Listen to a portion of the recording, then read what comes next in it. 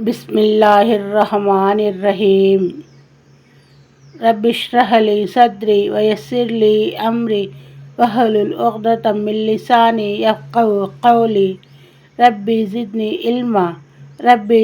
علما الرحیق المختوم۔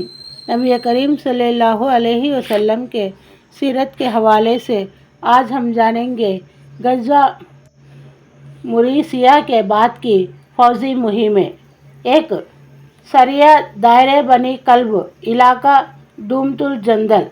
یہ سریہ حضرت عبد الرحمن بن عوف نے نیترتو میں شعبان سن 6 ہجری میں بھیجا گیا۔ اللہ کے رسول صلی اللہ علیہ وسلم نے انہیں اپنے سامنے بٹھا کر خود اپنے مبارک ہاتھوں سے پگڑی باندھی اور لڑائی میں سب سے اچھی شکل اپنانے کی وصیت فرمائی اور فرمایا کہ اگر وہ لوگ تمہاری اطاعت کر لے تو تم ان کے بادشاہ کی لڑکی سے شادی کر لینا۔ حضرت عبد الرحمن بن عوف رضی اللہ عنہ نے وہاں پہنچ کر 3 دن لگاتار اسلام کی دعوت دی۔ آخر کار قوم نے اسلام قبول کر لیا۔ پھر حضرت عبد الرحمن بن عوف رضی اللہ عنہ نے تمازر بنت ازبغ سے شادی کی۔ یہی حضرت عبد الرحمن کے سپتر ابو سلمہ کی ماں ہیں۔ ان کے باپ اپنی قوم کے سردار اور بادشاہ تھے۔ 2 سریہ دیار بنی سعد علاقہ فدق۔ یہ سریہ شعبان سن 6 ہجری میں حضرت علی رضی اللہ عنہ کے نیترتو میں بھیجا گیا۔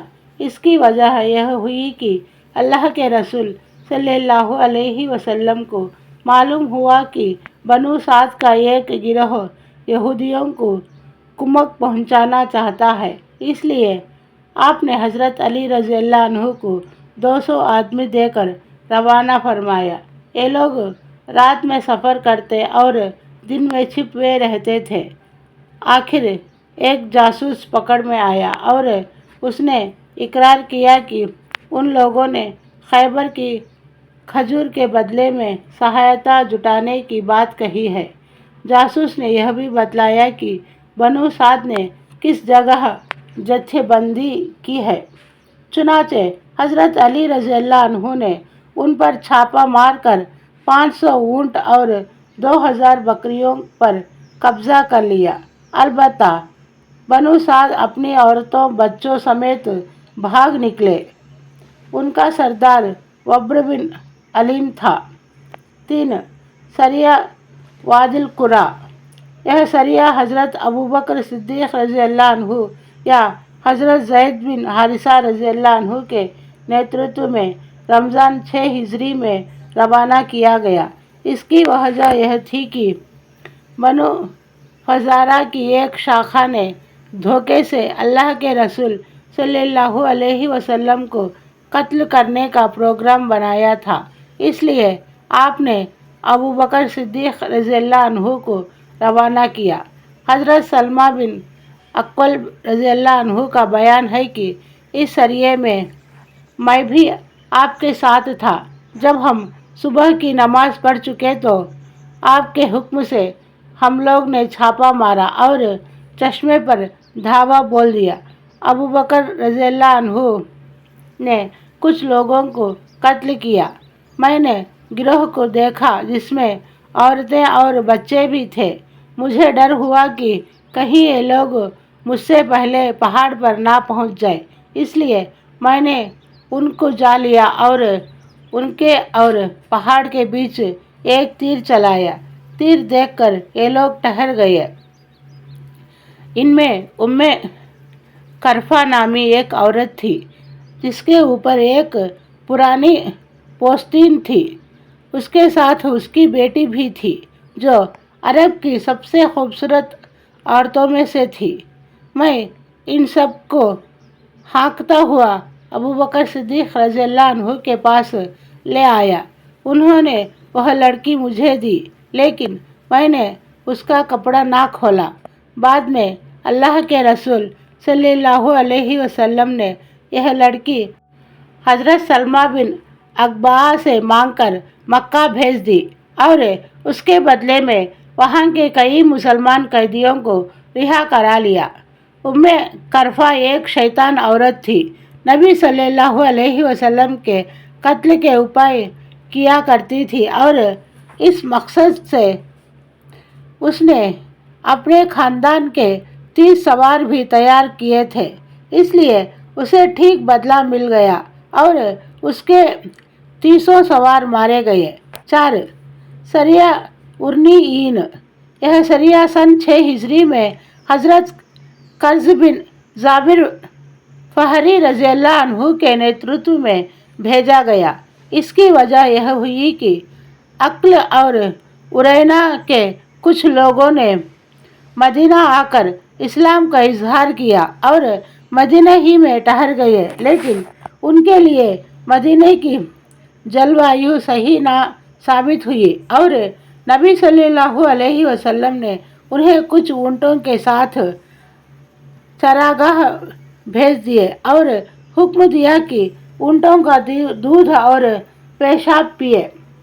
جب یہ لوگ تندرست ہو گئے تو اللہ کے رسول صلی اللہ علیہ وسلم کے چرواہے کو قتل کر دیا، اونٹوں کو ہانک لے گئے اور اسلام ظاہر کرنے کے بعد اب پھر کفر اپنا لیا۔ اس لیے اللہ کے رسول صلی اللہ علیہ وسلم نے ان کی کھوج کے لیے قرظ بن ظاہر فہری کو 20 صحابہ کے ساتھ روانہ کیا اور یہ دعا فرمائی کہ اے اللہ، ارنیوں پر راستہ اندھا کر دے اور کنگن سے بھی زیادہ تنگ بنا دے۔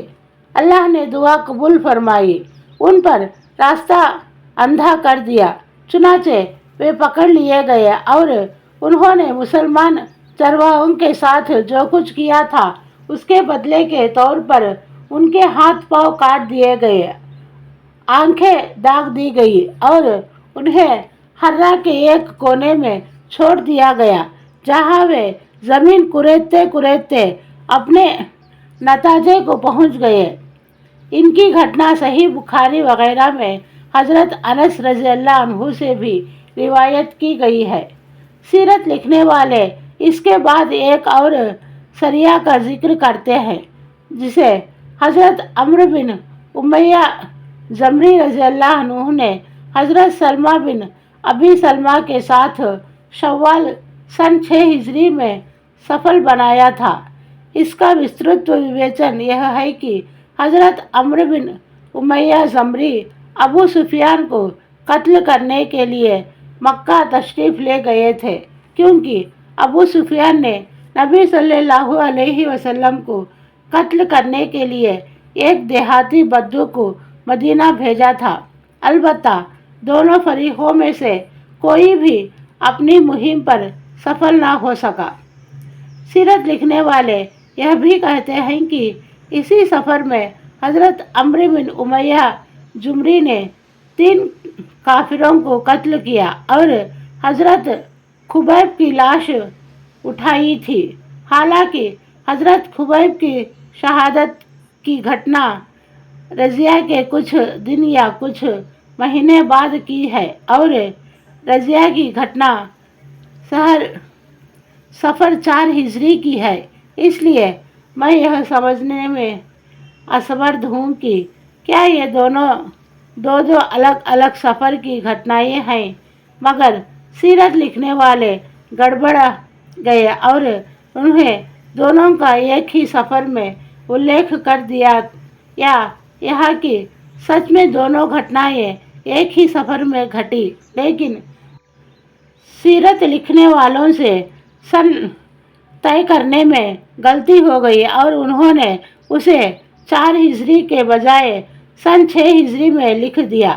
حضرت علامہ منصور پوری رضی اللہ عنہ نے بھی اس گھٹنا کو جنگی مہم یا سریہ ماننے سے انکار کر دیا ہے۔ واللہ عالم۔ یہ ہیں وہ سریہ اور غزوے جو غزوہ احزاب اور بنی قریظہ کے بعد پیش آئے۔ ان میں سے کسی بھی سریہ یا غزوے میں کوئی تیز لڑائی نہیں ہوئی، صرف کچھ میں معمولی قسم کی झड़पें हुए। इसलिए इन मुहिमों को लड़ाई के बजाय झड़पें, फौजी गश्त और सिखाने वाली गतिविधियां कहा जा सकता है, जिसका मकसद ठीक बद्दुआ और अकड़े हुए दुश्मनों को डराना धमकाना था। हालात पर विचार करने से मालूम होता है कि ग़ज़वा अहज़ाब के बाद स्थिति बदलनी शुरू हो गई थी और इस्लाम दुश्मनों के हौसले टूटते जा रहे थे।